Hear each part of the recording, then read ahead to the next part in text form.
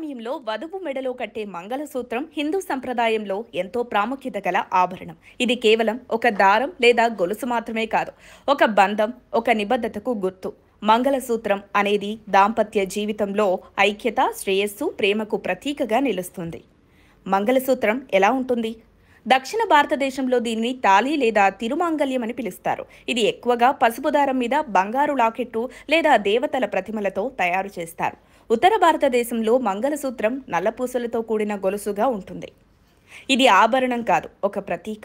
వివాహ సమయంలో భర్త వధువు మెడలో 3 ముళ్లతో మంగళసూత్రం కడతాడు. ఇది ఇద్దరి మధ్య బంధాన్ని, జీవితాంతం ఉన్న మానసిక మరియు శారీరక ఐక్యతను సూచిస్తుంది.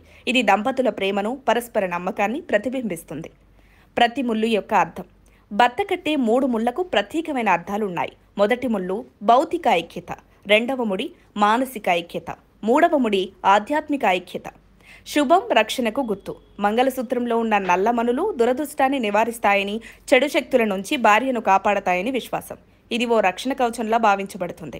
ప్రతిరోజు గుర్తు చేసే శుభ జ్ఞాపిక. మంగళసూత్రం భార్యకు ఆమె తీసుకున్న వివాహ ప్రమాణాలను ప్రతిరోజు గుర్తు చేస్తుంది.